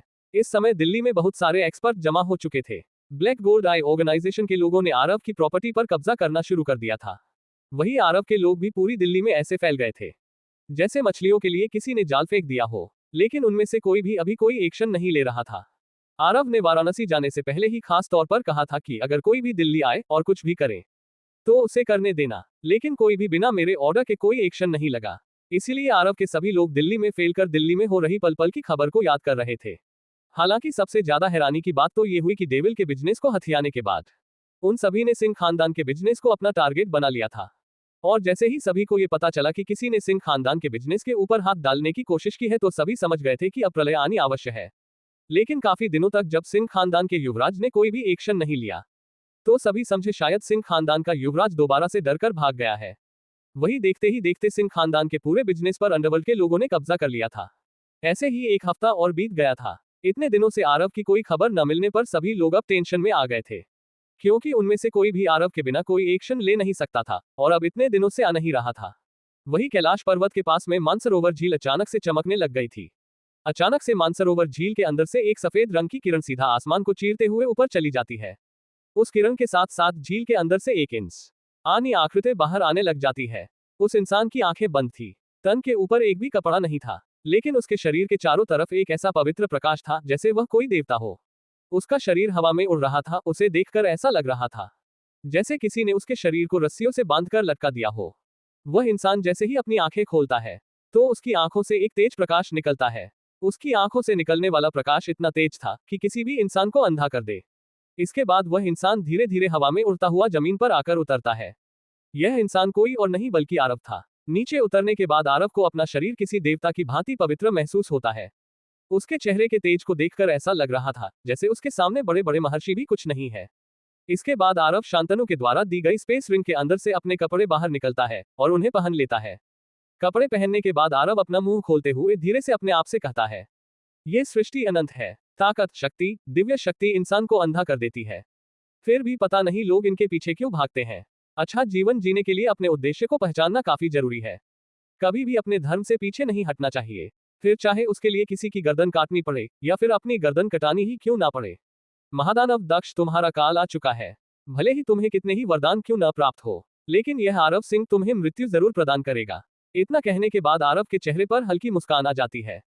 फिर आरव पलटते हुए कैलाश पर्वत की तरफ देखता है और अपने हाथ जोड़कर कैलाश पर्वत के सामने अपनी गर्दन झुका लेता है। कैलाश पर्वत को नमन करने के बाद आरव वहां से प्रकाश की गति से गायब हो जाता है। तकरीबन 15 मिनट के बाद आरव रॉयल कैपिटल के अपने रॉयल बंगलो के सामने खड़ा था और अपने black pant, black T shirt और ब्लैक लेदर जैकेट डाल रखी थी। वही रॉयल बंगलो के अंदर इस समय विश्वजीत, ऋषभ जैन, शंकर गुप्ता, अखिल, चंद्रशेखर अहलूवालिया और रुद्र मौजूद थे। सभी लोग रुद्र को अजीब तरह से देख रहे थे। उनमें से किसी ने भी रुद्र को नहीं देखा था, लेकिन रुद्र के शरीर से निकलने वाली आभा को महसूस कर सभी लोग एकदम चुपचाप बैठे थे। जहां कुछ दिनों पहले चंद्रशेखर अहलूवालिया अपने आप को काफी ताकतवर समझ चुके थे, वह भी रुद्र की सिर्फ आभा को महसूस कर किसी भीगी बिल्ली की तरह दुबके हुए बैठे थे। ऐसा इसलिए था क्योंकि आरव के अचानक से गायब होने से रुद्र को काफी ज्यादा गुस्सा आया था और गुस्से की वजह से उसे कुछ प्रेरणा मिल गई थी। प्रेरणा मिलने के तुरंत बाद रुद्र ने अपना पूरा ध्यान उसको सुझाने में लगा दिया और एक हफ्ते पहले ही रुद्र एक सूर्य मंडल का नाग बन चुका था। अब रुद्र ब्रह्मा मंडल का नाग बनाने से सिर्फ एक कदम दूर था। और अगर इंसानी ताकत मंडल के हिसाब से बात करें तो रुद्र अग्नि मंडल से भी ऊपर का योद्धा था।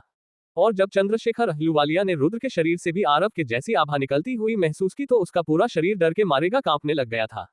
हालांकि रुद्र की आभा अभी भी आरव की आभा की जितनी खतरनाक नहीं थी, लेकिन रुद्र के शरीर से निकलने वाली आभा किसी खूंखार जानवर के जैसी थी। उनमें से कोई भी कुछ नहीं बोल रहा था, लेकिन अगले ही पल रुद्र अपनी गहरी आवाज में किसी की भी तरफ बिना देखे कहता है, मैं आज का और इंतजार करूंगा। अगर नाग राजा आ गए तो ठीक है, वरना कल पूरी दिल्ली रुद्र का प्रकोप देखेगी। जिसने भी मेरे नाग राजा की तरफ अपनी आंखें उठाने की कोशिश की है, मैं उसकी आंखें फोड़ डालूंगा। रुद्र की आवाज में झलकती बेरहमी को महसूस कर सभी का शरीर डर के मारे का कांपने लग गया था। क्या रुद्र सच में इतना ज्यादा ताकतवर हो गया है कि वह आरव के दुश्मनों से लड़ सके? आखिर कौन है वह महादानव दक्ष? आखिर अब कौन सा नया मोड़ लेने वाली है? ये रोमांचक कहानी जानने के लिए पढ़ते रहिए the king of hidden empire. CH 159 नागवंश की शक्ति जागृत। रुद्र अपनी गहरी आवाज में किसी की भी तरफ बिना देखे कहता है, मैं आज का और इंतजार करूंगा। अगर नाग राजा आ गए तो ठीक है, वरना कल पूरी दिल्ली रुद्र का प्रकोप देखेगी। जिसने भी मेरे नाग राजा की तरफ अपनी आंखें उठाने की कोशिश की है, मैं उसकी आंखें फोड़ डालूंगा। रुद्र की आवाज में झलकती बेरहमी को महसूस कर सभी का शरीर डर के मारे का कांपने लग गया था। आरव अपने बंगले की तरफ धीरे धीरे कदम बढ़ाता है। किसी अनजान शख्स को बंगले की तरफ आता देखकर एक गार्ड तुरंत आरव को रोक लेता है, लेकिन वह गार्ड जैसे ही आरव को ध्यान से देखता है तो वह तुरंत आगे से हट जाता है और सल्यूट करते हुए अपनी गर्दन नीचे झुका लेता है। आरव का बंगला काफी बड़ा था और मुख्य घर तक पहुंचने में कम से कम 5 मिनट का समय लगता था। बंगले की सिक्योरिटी इतनी ज्यादा टाइट थी कि हर 1 मीटर की दूरी पर एक गार्ड खड़ा था। उन सभी गार्ड की आंखों में एक अजीब तरह की शांति थी और हाथों में मौजूद गन लोड थी। वे सभी गार्ड इतनी ज्यादा अलर्ट थे कि हल्की सी भी मूवमेंट और वह गोली चलाने से पहले एक पल भी नहीं झिझकेंगे। लेकिन जैसे ही उन सभी के सामने आरव आ रहा था, उनकी गर्दन अपने आप नीचे झुक रही थी। सिंह खानदान के बॉडीगार्ड काफी ज्यादा लॉयल थे, क्योंकि सिंह खानदान के बॉडीगार्ड अनाथ बच्चे होते थे। सिंह खानदान ने छोटे बच्चों के लिए अनाथ आश्रम बना रखे थे, और वहां पर जो भी बच्चे होते थे सभी को अच्छी शिक्षा सब कुछ प्रदान किया जाता था। सिंह खानदान के अनाथ आश्रम में जो बच्चे उनके बॉडीगार्ड बनना चाहते थे, उन्हें लद्दाख में एक ऊंची पहाड़ी पर भेज दिया जाता था, जहां पर उनकी ट्रेनिंग होती थी। सिंह खानदान उन सभी को ऐसे ट्रीट करता था जैसे वह उन्हीं के बच्चे थे। इसी वजह से उन सभी के दिल में सिंह खानदान के लिए ईमानदारी आ जाती थी। इसी कारण वे सभी खानदान के लिए मरने मिटने के लिए तैयार रहते थे। उनका सिर्फ एक ही कर्तव्य था कि सिंह खानदान के राजा को कोई भी हाथ भी ना लगा पाए। हालांकि सिंह खानदान एक बहुत बड़ी पावर रहा है, लेकिन वह हमेशा शांत रहे हैं। लेकिन आरव सिंह खानदान का एक ऐसा राजा हुआ है जो कभी भी अपनी ताकत दिखाने से पीछे नहीं हटा। सिंह खानदान के पहले के राजा कभी इतना बड़ा फैसला नहीं लेते थे। सिंह खानदान के पहले के राजाओं के समय सिंह खानदान की इज्जत काफी अच्छी थी, लेकिन उस समय कोई भी सिंह खानदान की ताकत को नहीं समझता था। इसीलिए कभी ना कभी सिंह खानदान में कुछ ना कुछ होता रहता था। लेकिन जब से सिंह खानदान के राजा की कुर्सी पर आरव बैठा है, तब से उसने कुछ ऐसे ऐसे फैसले लिए हैं जिससे लोगों को सिंह खानदान की ताकत के बारे में पता चला। लेकिन अचानक से दिल्ली में इतनी बड़ी हलचल और सिंह खानदान के राजा ने कुछ नहीं किया। इस वजह से सभी दोबारा से सिंह खानदान को वही सोता हुआ शेर समझ बैठे थे, जो सिर्फ और सिर्फ कमजोरों को अपनी ताकत दिखा सकता है। आरव जैसे ही बंगले के मुख्य हॉल में प्रवेश करता है, तो उसे अपने सभी खास आदमी वहां पर बैठे हुए दिखाई देते हैं। आरव उन सभी की तरफ देखते हुए सिर्फ हल्की मुस्कान देता है। वे सभी जैसे ही आरव को देखते हैं, तो उनके चेहरे पर एक बहुत बड़ी लंबी चौड़ी मुस्कान आ जाती है। रुद्र जैसे ही आरव को देखता है, तो वह तुरंत अपनी जगह से खड़ा हो जाता है और आरव के सामने अपनी घुटने टेक देता है और गर्दन झुकते हुए कहता है, नाग राजा को उनके सेवक का प्रणाम। आरव जैसी रुद्र को देखता है तो उसकी बढ़ी हुई ताकत देखकर आरव थोड़ा हैरान हो जाता है, लेकिन अगले ही पल आरव के चेहरे पर मुस्कान आ जाती है। उन सभी को देखते हुए आरव अपने दोनों हाथ फैला देता है और एक गहरी सांस लेता है, और अपनी कर्कश और भारी आवाज में सिर्फ एक शब्द कहता है, मौत। आरव के इतना कहने के तुरंत बाद उसके शरीर में हत्या का इरादा फूट जाता है, और चारों तरफ सिर्फ हत्या का इरादा फैल जाता है। इसके बाद आरव अपने कमरे में जाता है और जंग से पहले खुद को ड्रेस अप करता है। White formal trousers, black shirt, black belt और व्हाइट ब्लेजर। शर्ट की चेस्ट के ऊपर के 2 बटन खुले हुए थे, हाथों में सफेद दस्ताने। ब्लेजर के नीचे और शर्ट के ऊपर डबल गन बेल्ट थी। आरव ने ब्लेजर की स्लीव को भी ऊपर कर रखा था। आरव अपनी आंखें बंद करके अपनी ताकत को पीक पर पहुंचा देता है और वासुकी नागवंश की तकनीक को याद करके नागवंश की शक्ति को जागृत कर लेता है। अगले ही पल उसके पूरे शरीर पर नाग के टैटू आने लग जाते हैं। उसकी चेस्ट, गर्दन, कमर और हाथों पर भी टैटू आ जाते हैं। इस समय आरव की लुक किसी माफिया बैड बॉय के जैसी लग रही थी। आरव ने विश्वजीत से कहकर अपने कमरे में लगभग सभी प्रकार के हथियार मंगवा लिए थे। वे सभी हथियार आरव के बेड पर बिखरे हुए थे। 4-5 पिस्तौल, 4-5 राइफल, ग्रेनेड, मशीन गन, खंजर, हर प्रकार के हथियार आरव के बेड पर थे। आरव एक गहरी सांस लेते हुए उन सभी हथियारों को अपनी स्पेस रिंग में रख लेता है। आरव जैसे ही नीचे आता है, तो आरव के लुक को देखकर सभी आरव को अजीब तरह से देखते हैं, क्योंकि उन्होंने आज से पहले कभी भी आरव को इस तरह से तैयार हुआ नहीं देखा था। लेकिन रुद्र आरव को देखकर तुरंत समझ गया था कि उसके नाग राजा ने नागवंश की शक्तियों को जागृत कर दिया है।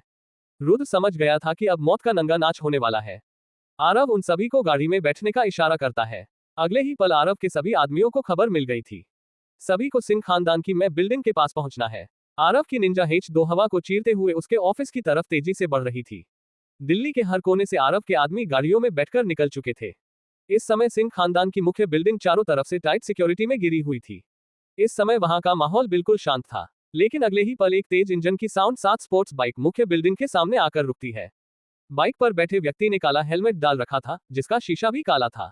बिल्डिंग को गहरे सभी योद्धा अचानक से किसी बाइक को रुकता देख हैरान थे। इस समय सिंह खानदान की मुख्य बिल्डिंग में ब्लैक गोल्ड आई ऑर्गेनाइजेशन के लोग थे, और इस बिल्डिंग को सिक्योरिटी भी इस ऑर्गेनाइजेशन के लोग ही दे रहे थे। आरव जैसे ही अपना हेलमेट उतारकर बाइक से नीचे उतरता है, अगले ही पल पूर रोड पर तेज इंजन की आवाज आती है और पूरा रोड काली गाड़ियों से घिर जाता है। बिल्डिंग का सिक्योरिटी देने वाले योद्धा ये देखकर हैरान थे। अगले ही पल आरव अपने ब्लेजर को झटकते हुए बिल्डिंग की तरफ आगे बढ़ने लग जाता है। आरव को बिल्डिंग की तरफ आगे बढ़ता देखकर सभी सतर्क हो जाते हैं और तुरंत लड़ने की पोजीशन में आ जाते हैं। उन सभी को लड़ने की पोजीशन में आता देखकर आरव की आंखें ठंडी हो जाती हैं। लेकिन आरव छोटे मोटे योद्धाओं के साथ लड़ना नहीं चाहता था, इसलिए वह तुरंत गन बेल्ट के अंदर से बरेटा 92 निकालता है, और फिर तो बस अगले ही पल गोलियों की आवाज गूंज जाती है। आरव को बंदूक निकालता देखकर उसके सभी आदमी भी बंदूक निकालकर सीधा बिल्डिंग को गार्ड करने वाले सभी योद्धाओं के ऊपर चला देते हैं। वे सभी योद्धा थे, इसलिए उनके पास बंदूक तो नहीं थी। इसलिए बिल्डिंग के अंदर से ब्लैक गोल्ड आई ऑर्गेनाइजेशन के लोग हाथों में राइफल लिए बॉडीगार्ड बाहर आते हैं और आरव के आदमियों पर भी गोली चलानी शुरू कर देते हैं। दोनों तरफ से गोलियों की बारिश हो रही थी और लोग मारे जा रहे थे। वहीं आरव अपनी बंदूक की मैगजीन खाली कर दोबारा से उसे अपनी कमर में टांग लेता है और दोनों तरफ से चलती हुई गोलियों के बीच में से ऐसे चलकर जा रहा था जैसे उसके लिए ये रोज का काम है। ऐसा नहीं था कि दुश्मन आरव के ऊपर गोली नहीं चला रहे थे। वे चला रहे थे, लेकिन पता नहीं कैसे वे सभी गोलियां आरव के सिर्फ 1 मीटर पास आती और जमीन पर गिर जाती। ऐसा लग रहा था जैसे कोई अनदेखा सुरक्षा कवच आरव को सुरक्षा दे रहा है। अगले ही पल आरव अपनी स्पेस रिंग के अंदर से 10 बैरल वाली गेटलियन मशीन गन बाहर निकालता है। उस गन को अपने दोनों हाथों से पकड़ते हुए आरव सभी को कोल्ड एक्सप्रेशन देता है और अगले ही पल कानों को भेदने वाली गेटलिन गन गोली बरसाना शुरू कर देती है। उस मशीन गन को चलाते वक्त आरव का पूरा शरीर हिल रहा था। 1 मिनट के अंदर ही उस मशीन गन ने 600 गोलियां उगल दी थी। आरव के इस रूप को देखकर दुश्मन के साथ साथ उसके आदमी भी काफी ज्यादा हैरान थे, लेकिन सभी लोग बस यही सोच रहे थे, आखिर बीच हवा में आरव ने इस तरह की मशीन गन कहां से निकाली। इस समय आरव मशीन गन को चलाता हुआ एक मौत का देवता बन गया था। बैरल से निकली हाल एक गोली किसी न किसी इंसान को चीरते हुए निकल रही थी। हर गोली एक इंसान के प्राण पखेरु उड़ा रही थी। आरव मशीन गन को चलाता चलाता मुख्य बिल्डिंग के पास जा रहा था, लेकिन उसके हाथ में मौजूद मशीन गन बिना रुके गोली बरसाए जा रही थी। इस समय वह मशीन गन लोगों की जीवन मृत्यु तय कर रही थी। बंदूक की गोली किसी खूंखार जानवर की तरह लोगों के शरीर से उनकी जान बाहर निकाल रही थी। दुश्मनों को वह काली 10 बैरल वाली मशीन गन यमराज का भैंसा लग रही थी और आरव यमराज लग रहा था। कुछ ही मिनट में आरव ने ब्लैक गोल्ड आई ऑर्गेनाइजेशन के योद्धाओं को जान से मार डाला था। आरव ने सामान्य मंडल और शरीर मंडल के सभी योद्धाओं को जान से मार डाला था, लेकिन बिल्डिंग के अंदर अभी भी चक्रीय मंडल और पृथ्वी मंडल के योद्धा अभी बचे हुए थे। सिंह खानदान के बिजनेस को अपने कब्जे में लेने के लिए ब्लैक गोल्ड आई ऑर्गेनाइजेशन के अध्यक्ष ने 2 जल मंडल और 1 वायु मंडल के योद्धा को भेजा था। ब्लैक गोल्ड आई ऑर्गेनाइजेशन का अध्यक्ष अग्नि मंडल के टॉप का योद्धा था। ऑर्गेनाइजेशन में 5 उपाध्यक्ष भी थे जो आकाश मंडल के योद्धा थे। आरव बिल्डिंग के बाहर सभी लोगों को मौत के घाट उतार दिया था। आरव अपने हाथ में मशीन गन को लिए बिल्डिंग के अंदर जा रहा था। अपने हाथ में मशीन गन पकड़े आरव नरक का शैतान लग रहा था, जिसको लोगों को जान से मारना बहुत पसंद है। ये बेरहम इंसान लोगों को जान से मरने से पहले एक बार भी नहीं सोच रहा था। सिंह खानदान की मुख्य बिल्डिंग के चारों तरफ 500 से अधिक योद्धाओं की लाशें पड़ी थी। बिल्डिंग के मुख्य दरवाजे पर पहुंचने के बाद आरव अपने हाथ में पकड़ी मशीन गन को छोड़कर जमीन पर गिरा देता है और बिल्डिंग के दरवाजे को तोड़ते हुए अंदर चला जाता है। आरव जैसे ही अंदर आता है तो वह देखता है कि बिल्डिंग का ग्राउंड फ्लोर बिल्कुल खाली है। अचानक से आरव को कुछ गड़बड़ का एहसास होता है। आरव अचानक से पलटते हुए अपने सभी आदमियों को ऑर्डर देता है, यहाँ पर मौजूद सभी लोग बिल्डिंग से बाहर निकालो और बिल्डिंग से 100 मीटर दूर जाओ जल्दी। आरव का ऑर्डर सुन सभी लोग एक पल के लिए तो झिझकते हैं, लेकिन अगले ही पल तुरंत आरव के ऑर्डर को पालन करते हुए सभी लोग बिल्डिंग से बाहर निकल जाते हैं और बिल्डिंग से 100 मीटर दूर चले जाते हैं। आखिर आरव ने आप सभी आदमियों को यह ऑर्डर क्यों दिया? आखिर बिल्डिंग में किस तरह की गड़बड़ हो सकती है? आखिर अब कौन सा नया मोड़ लेने वाली है? ये रोमांचक कहानी जानने के लिए पढ़ते रहिए the king of hidden empire. CH-160 devil की मौत। आरव जैसे ही अंदर आता है तो वह देखता है कि बिल्डिंग का ग्राउंड फ्लोर बिल्कुल खाली है। अचानक से आरव को कुछ गड़बड़ का एहसास होता है।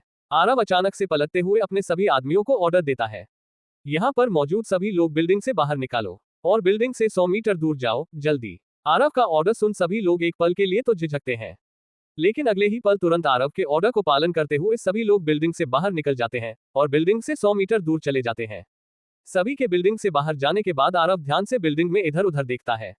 आरव के कानों में बहुत ही हल्की टिक टिक की साउंड सुनाई दे रही थी।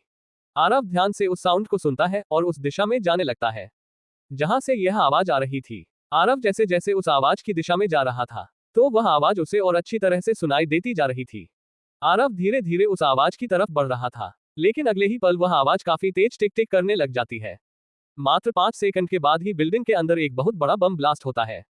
वह धमाका इतना तेज था कि 100 मीटर दूर खड़े आरव के सभी आदमियों के कान सुन हो गए थे। अचानक से बिल्डिंग में बम ब्लास्ट होने की वजह से सभी लोग टेंशन में आ गए थे। आरव के सभी आदमियों को आरव की चिंता थी। बम ब्लास्ट की वजह से पूरी बिल्डिंग खंडहर में बदल गई थी। बिल्डिंग के ढह जाने के तुरंत बाद 3 बार और बम ब्लास्ट होता है। चारों तरफ धूल का गुब्बार उठ जाता है। मशरूम के आकार के बदले धरती से आकाश की तरफ जाना शुरू हो जाते हैं। यह धमाका इतना जोरदार था कि आसपास की बिल्डिंग्स भी ढह गई थी। आरव के सभी आदमी उस धमाके को आंखों में हैरानी लिए देख रहे थे। सिंह खानदान के सभी बॉडीगार्ड्स की गर्दन नीचे झुक चुकी थी। उनका काम ही सिंह खानदान की रक्षा करना था, लेकिन आज उन्हीं के सामने सिंह खानदान का राजा बम ब्लास्ट में मर चुका था। आरव के सभी आदमियों की गर्दन शर्म से नीचे झुकी हुई थी और आरव के सभी खास आदमियों की आंखों में आंसू थे। जैसे ही उस बम ब्लास्ट का धुआं हटता है तो वहां पर मौजूद सभी लोगों को बम ब्लास्ट के बीचों बीच एक इंसानी आकृति खड़ी दिखाई देती है, जिसके चारों तरफ एक सुनहरे रंग का सुरक्षा कवच बना हुआ था। वह इंसान धुएं के गुब्बार से धीरे धीरे कदम बढ़ाते हुए बाहर आता है। उस इंसान के चेहरे के हाव भाव बिल्कुल शांत थे और उस इंसान के चेहरे पर एक मजाक उड़ाने वाली मुस्कान थी। वह इंसान कोई और नहीं बल्कि आरव था। आरव अपने सभी खास आदमियों के पास जाता है और मुस्कुराते हुए सभी से कहता है, क्या हुआ, आंखें क्यों भरी हुई है तुम्हारी? तुम्हें क्या लगता है एक छोटा सा बम ब्लास्ट मुझे मारने के लिए पर्याप्त होगा? खैर, इस बम ब्लास्ट से मुझे एक आइडिया आया है। तुम पूरे भारत में ये खबर जल्द से जल्द फैला दो। सिंह खानदान की मुख्य बिल्डिंग के अंदर बम ब्लास्ट से दिल्ली का अंडरवर्ल्ड किंग डेविल मारा गया और युवराज आरव सिंह गंभीर रूप से घायल हो गए और उन्हें दिल्ली के सिटी हॉस्पिटल में एडमिट करवाया गया है। इतना कहने के बाद आरव किसी को फोन मिला देता है और अपनी ताकत का इस्तेमाल करवाते हुए पूरे सिटी हॉस्पिटल को खाली करवा देता है।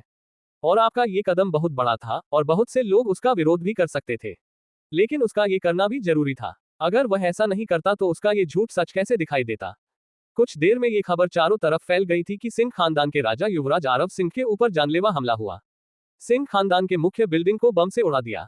उस धमाके में युवराज आरव सिंह की जान बचाने के लिए दिल्ली का अंडरवर्ल्ड किंग डेविल मारा गया और सबूत के तौर पर मेकअप आर्टिस्ट के द्वारा मेकअप करके आरव की लाश भी दिखा दी।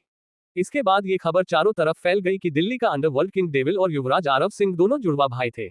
इस खबर ने तो सबसे ज्यादा धूल पकड़ी थी। सिंह खानदान की मुख्य बिल्डिंग को जहां पर धमाका हुआ था उसे क्राइम ब्रांच ने सील कर दिया था। पूरे देश विदेश में ये खबर जंगल में लगी आग की तरह चारों तरफ फैल गई। मीडिया रिपोर्टर बार बार लगातार इसी खबर को दिखा रहे थे। हर न्यूज चैनल पर युवराज आरव सिंह की खबर चल रही थी। सिंह खानदान की मुख्य बिल्डिंग और सिटी हॉस्पिटल के चारों तरफ न्यूज रिपोर्टर पहुंच गए थे। आरव ने एक मरे हुए इंसान की अपने जैसे प्लास्टिक सर्जरी करवा के उस लाश को बम से उड़ा दिया और उस लाश को दिल्ली का अंडरवर्ल्ड किंग डेविल बनाकर उसकी फोटो न्यूज चैनल पर दिखाई जा रही थी। ये खबर आरव के हर दुश्मन तक पहुंच गई थी। आरव ने कुछ इस तरह का खेल खेला था कि किसी को भी उसके ऊपर शक ना हो। विदेशों से हर बड़े डॉक्टर को बुलाया जा रहा था, बड़ी बड़ी विद्यापीठ के वेद को बुलाया जा रहा था। इस समय सिंह खानदान की पावर को रिप्रेजेंट करने के लिए हर तरीका अपनाया जा रहा था। ताकत की दुनिया से बहुत से विद्यापीठों को दिल्ली बुला लिया था। आरव की सिक्योरिटी के नाम पर सिंह खानदान अपनी ताकत को दिल्ली में इकट्ठा कर रहा था। शेर दहाड़ विद्यापीठ और नीली आंख विद्यापीठ के 1 लाख से अधिक सभी योद्धाओं को दिल्ली बुला लिया था। सिंह खानदान ने अपनी गुप्त शक्तियों को भी बाहर निकालना शुरू कर दिया था। 220 एक्सपर्ट फाइटर, 40 गुरु, 21 महागुरु, 4000 फाइटर और दोनों विद्यापीठ के गुरु और महागुरु भी पहुंच गए थे। ब्लैक कोबरा गैंग के 10,000 से ज्यादा गार्ड अपने हाथों में राइफल लिए तैनात खड़े थे। ब्लैक कोबरा गैंग के सबसे ताकतवर योद्धा फैजल और काजी को भी बुला लिया गया था और सिंह खानदान के 4000 से भी ज्यादा बॉडीगार्ड इस समय दिल्ली में इकट्ठा हो चुके थे। हिमाचल प्रदेश से शेरावत खानदान की पूरी ताकत, पंजाब से अहलूवालिया खानदान की पूरी ताकत और मुंबई से ब्लैक डोर की पूरी ताकत दिल्ली में इकट्ठा हो चुकी थी। लेकिन इस खबर के चारों तरफ फैलने के तुरंत बाद सबसे हैरान कर देने वाली बात यह हुई कि अफ्रीका की बैंकोले फैमिली और कोरिया की सू फैमिली और इंडिया की ही गौतम फैमिली युवराज आरव सिंह की सेफ्टी के लिए अपने क्षेत्रों को छोड़कर दिल्ली पहुंच गई थी। इन तीनों बड़ी फैमिली के इस एक्शन से पूरा अंडरवर्ल्ड हिल चुका था, क्योंकि यह तीनों फैमिली नंदी अंपायर को रिप्रेजेंट करती थी, जो अब हिडन अंपायर बन चुका है। क्या आरव की यह चल काम कर पाएगी या नहीं? आखिर आरव ने ये चल ही क्यों सोची? आखिर आरव करना क्या चाहता है? आखिर अब कौन सा नया मोड़ लेने वाली है? ये रोमांचक कहानी जानने के लिए पढ़ते रहिए the king of hidden empire. आज के लिए बस इतना ही दोस्तों। The king of hidden empire की इस रोमांचक कहानी के लिए और जानना चाहते हैं तो अगले पार्ट का इंतजार कीजिए। पसंद आए हो तो लाइक, सब्सक्राइब, शेयर करें। कोई गलती लगे तो कमेंट में बताएं, इससे हमें बेहतर कंटेंट बनाने की प्रेरणा मिलती है। धन्यवाद।